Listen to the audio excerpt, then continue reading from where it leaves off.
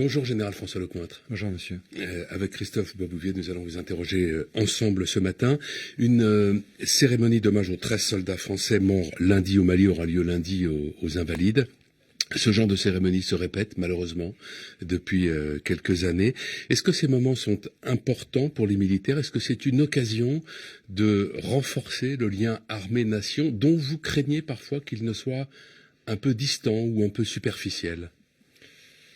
Votre question contient beaucoup d'éléments auxquels il faut que je réponde. D'abord, ça arrive souvent ces dernières années. Ça arrive parce que l'armée française est engagée sur tous les théâtres.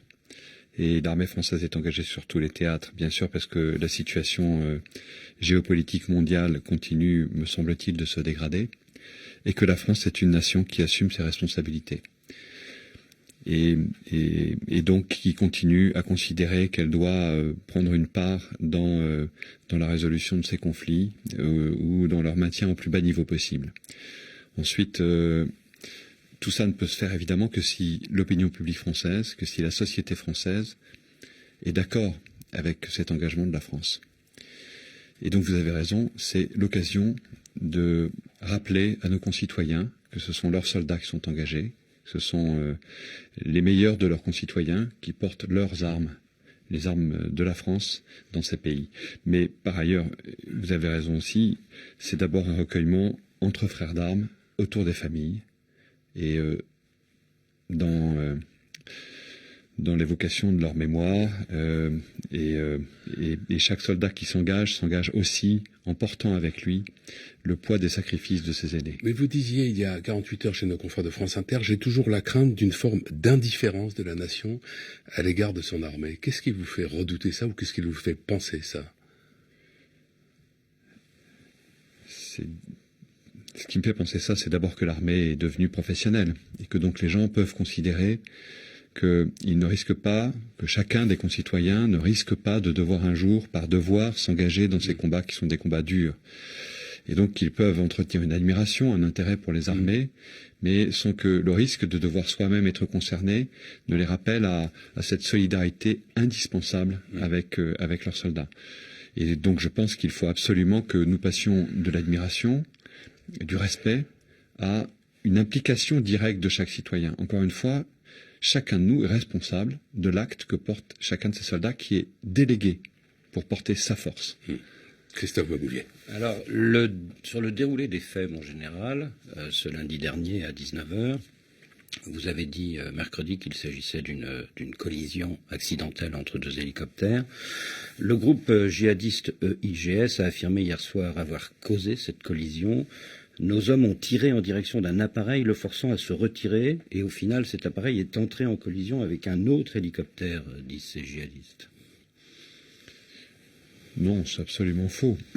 Ce qui est vrai, mais on l'a dit, et dans l'état actuel des connaissances que l'on a, je ne m'aventurerai certainement pas au-delà. Il y a collision entre deux hélicoptères dans une opération de combat, je l'ai dit sur une autre radio hier, très complexe, qui nécessite dans une opération et dans une ambiance dure de concentration au combat, de mesure des risques, une très fine coordination. Et cette coordination qui est rendue complexe par le combat, qui fait partie même du combat, a entraîné cet accident. Mais pour autant, il n'y a pas eu de prise à partie par les djihadistes qui étaient poursuivis et qui étaient marqués d'une certaine manière au sol. Et il n'y a pas eu donc de retrait d'un appareil face à un tir de djihadistes. L'armée française dit la vérité. Je pense que c'est important de bien le mesurer. Elle dit la vérité d'abord parce que nous devons la vérité à nos soldats et nous devons la vérité aux familles de nos compagnons d'armes qui sont morts. Et donc, d'abord, il y a des enquêtes. Il y a des enquêtes techniques, il y a des enquêtes de commandement, il y a des enquêtes qui permettent de tirer les enseignements de ce combat et de cette période et de ce moment d'engagement opérationnel très intense. Ces enquêtes ne sont pas terminées. Les boîtes noires vont être exploitées pour avoir le détail précis de la manière dont nos soldats sont morts.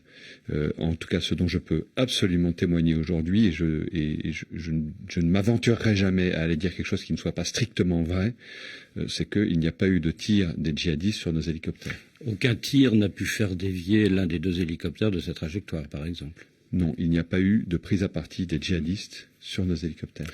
Parmi les 13 victimes, il y avait 5 soldats du 4e régiment de chasseurs de Gap. Oui. Ils étaient donc dans l'hélicoptère de transport Cougar. Oui. Ils venaient d'être réembarqués ou ils étaient sur le point d'être débarqués? Ni l'un ni l'autre.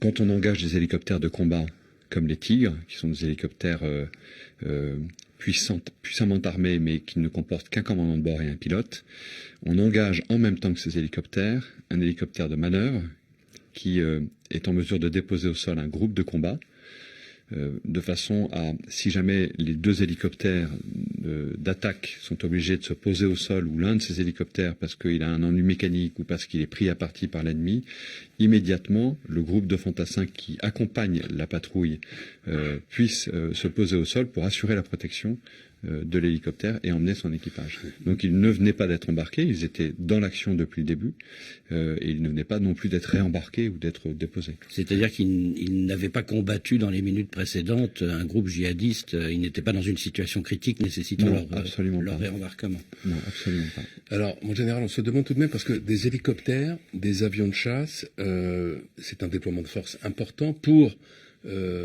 intervenir contre un pick-up et quelques motos. Est-ce que les hommes sur place avaient des raisons de penser, des informations sur lesquelles un djihadiste de premier plan aurait pu se trouver dans cet équipage? De manière générale, les moyens qui sont engagés sont importants parce que les armées essayent d'établir un rapport de force qui soit systématiquement favorable. Et d'ailleurs, le fait d'avoir un rapport de force favorable, de garantir la supériorité sur l'ennemi, permet aussi de mieux contrôler le déchaînement de force. C'est très important. Et vous savez que les armées françaises sont toujours très attentives à être les plus discriminantes possibles dans l'application des effets. Ça veut dire que la proportionnalité. On respecte la proportionnalité, on ne tire pas sur des civils, on ne tire pas sur des enfants et on est très attentif à avoir un tir qui soit le plus juste et le plus précis possible. Et par ailleurs, ce qu'on cherche à faire, c'est évidemment au maximum de capturer des gens qui vont nous donner du renseignement de façon à pouvoir ensuite démanteler des réseaux complets de djihadistes. Donc il n'est pas surprenant qu'on mette en place des moyens importants. Par ailleurs, ces moyens importants, ils sont engagés de façon séquencée. On peut faire intervenir ou préparer l'intervention d'avions qui sont dans un hippodrome en train d'être en attente d'intervention et par ailleurs conduire l'action au sol avec des commandos et l'action à proximité du sol avec des hélicoptères en attendant au fur et à mesure de l'évolution de la situation d'engager différents moyens. C'est ce qui s'est fait là. Par ailleurs, il est probable, compte tenu de la zone dans laquelle on était, que les djihadistes face auxquels nous étions avaient en particulier parmi eux des chefs assez importants. Oui. Ça aurait pu éventuellement être Abdou Walid al-Sahraoui, le chef de l'État islamique au Grand Sahara. Je n'ai pas à m'exprimer sur ces types de mais ça n'est pas impossible. Je préfère ne pas m'exprimer sur ce type d'informations. Vous comprendrez bien que le secret couvre malgré tout une partie de nos engagements. Alors, c'était hier midi à l'Élysée. Emmanuel Macron a déclaré le contexte que nous sommes en train de vivre nous conduit aujourd'hui à regarder toutes les options stratégiques. Toutes les options, ça veut dire quoi, mon général? Ça veut dire éventuellement un retrait de Barkhane du Sahel? De mémoire, le président de la République a dit aussi qu'il souhaitait un engagement plus fort de nos alliés à nos côtés. Donc, je ne pense pas que dans l'esprit du président, ça veuille dire, puisqu'il demande à ce que nos alliés s'impliquent plus à nos côtés, qu'il envisage un retrait. En revanche, toutes les options, ça peut être tout le reste. Est-ce qu'on fait un effort sur une zone en particulier, au profit d'un allié en particulier? Comment est-ce que, ou d'un partenaire en particulier, comment est-ce qu'on balance les efforts entre l'accompagnement, la formation des armées partenaires et l'engagement direct contre les groupes terroristes, et puis comment est-ce qu'on balance les efforts entre une action spécifiquement militaire et une action plus diplomatique ou une action de développement ou une action de gouvernance. Quels sont les partenaires qui nous rejoignent? Toutes ces questions sont sur la table. C'est aussi, je pense, un appel fort à nos partenaires qui doivent mesurer que leur implication est absolument indispensable à tous les niveaux dans la gestion de cette crise qui est extrêmement grave et qui peut emporter la survie d'un certain nombre d'États. Mais vous, mon général, vous devez faire dans les prochaines semaines, à la demande du président, un rapport sur ce qu'il faut faire pour l'année 2020. Qu'est-ce que vous allez lui dire? Un renforcement de Barkhane? 4500 hommes, ça ne suffit pas? D'abord, je ne fais pas un rapport au président. Le président réunit toutes les semaines son conseil de défense. Et le président échange de façon très, très libre, très ouverte avec ses ministres en charge des sujets de sécurité, dont la ministre des Armées, évidemment, la première, et puis avec le chef militaire que je suis. Et avec le ministre des Affaires étrangères, et avec, encore une fois, les experts ou les responsables français qui sont engagés dans les autres éléments qui permettent de résoudre ces crises-là. C'est donc bien ces échanges qui vont permettre d'établir plusieurs options. Ensuite, dire que ça doit être réglé par un renforcement ou pas, ça n'est pas ça la question. La question sera d'abord celle des modes d'action à retenir, encore une fois, de la balance des efforts, des zones dans lesquelles nous allons marquer ces efforts, et ensuite, une fois qu'on aura établi... Il faut changer les modes d'action, moins d'hélicos, plus de drones? Les modes d'action changent en permanence, monsieur. Ils changent en permanence. Je trouve étonnant d'ailleurs que les gens disent, je l'entends trop souvent, vos opérations s'éternisent, elles s'enlisent. Mais la réalité, c'est que nos soldats ont le sentiment que tous les 6 mois ou tous les ans, ils changent de mode d'action, ils changent de zone. Nous apportons des équipements différents. Vous savez, la ministre des Armées, elle a dit que nous allons engager des drones armés à partir de la fin de cette année sur le théâtre malien. Évidemment, cela implique un changement de mode d'action, un complément de capacité aux capacités que nous possédons déjà. Donc les armées évoluent en permanence pour faire face à un ennemi qui lui-même fait évoluer ses modes d'action. Moi, je pense que ce qui est très clair dans ce que dit le président de la République, c'est que nous devons assumer ce mouvement, mais que nous devons aussi avoir des partenaires. Je ne parle pas là des alliés, je parle des partenaires qui s'impliquent aussi clairement dans la résolution de ces crises, en prenant la charge de leurs responsabilités et la mesure de la gravité de la situation. On va venir à ce point, mon général, mais Emmanuel Macron avait souhaité, lorsqu'il est arrivé à l'Élysée, dans la lutte contre le terrorisme, et notamment au Sahel, il avait souhaité des victoires. Quels sont aujourd'hui les résultats des opérations Serval, puis Barkhane? Qu'est-ce que vous pouvez mettre à l'actif de ces opérations? Parce que c'est vrai que là, on parle beaucoup de ce drame. Est-ce qu'il y a des victoires dont on ne parle pas? Vous savez, la première fois que je suis arrivé à Bamako, c'était en 2012. En décembre 2012. Et puis ensuite, j'y suis resté les 7 premiers mois de l'année 2013. Je peux vous dire qu'on a emporté une énorme victoire. C'est que Bamako est toujours une ville dans laquelle règne l'état de droit, et le Mali est toujours un État démocratique. Et ne serait-ce que cela, je considère que c'est une victoire. Que Gao et Tombouctou ont été libérés, sont toujours des villes libres. C'est autant de victoires. Vous dire que nous avons restauré une paix définitive au Mali, évidemment, ça n'est pas vrai. Mais encore une fois, je pense que ces combats sont des combats longs, qui sont des combats par ailleurs qui nécessitent l'engagement dans des champs très différents et très complémentaires de l'action de très nombreux acteurs, à commencer par les pays concernés, et que nous n'aurons donc jamais un moment où nous dirons ça y est, la paix est rétablie. Oui. Mon général, il y a une idée qui se répand au Sahel, une rumeur qui va grandissante, c'est que les Français ne sont pas là pour lutter contre le terrorisme, mais pour faire en quelque sorte main basse sur le pétrole, l'uranium et l'or dans le nord du Mali. Qu'est-ce que vous avez envie de dire à ceux qui le croient? D'abord, je vous remercie de poser cette question, parce que si j'ai accepté de venir ce matin sur RFI, qui est une radio que j'ai beaucoup écoutée dans tous les pays d'Afrique où j'ai été engagé, c'est parce que je ne supporte plus ces rumeurs et ces allégations et ces accusations mensongères qui font un mal absolument terrible et des ravages dans les opinions publiques des pays que nous venons aider. Le chef militaire que je suis et qui perd des hommes au combat vous dit que, évidemment, ça n'est pas le sens de notre action. Les armées françaises sont au Mali pour restaurer une situation dont dépend à la fois notre sécurité, à nous Français, dont dépend la sécurité et la stabilité de l'Europe, parce que c'est la stabilité de toute l'Afrique sahélienne et de toute l'Afrique de l'Ouest à terminaison qui est en jeu aujourd'hui. Et donc c'est d'abord un impératif de sécurité qui nous fait agir. Et encore une fois, je le disais à l'instant, un impératif qui me semble être ce qui sous-tend et oriente l'action de la France en permanence dans le monde, un impératif de respect de la dignité de l'homme et de respect de valeurs que porte la France. C'est le sens de notre engagement. C'est pour ça que je suis devenu militaire, c'est pour ça que nos soldats français sont fiers de porter leurs 3 couleurs. Et quand j'entends des accusations comme celle-là, je trouve que c'est parfaitement injurieux et grave et dramatique. Donc je veux dire à tous les auditeurs des pays africains qui nous écoutent que les vraies raisons de nos engagements, elles sont là. Elles sont aussi peut-être d'une dette que nous avons contractée à leur égard le jour où ces Africains sont venus par milliers défendre notre sol en 14-18, en 39-45.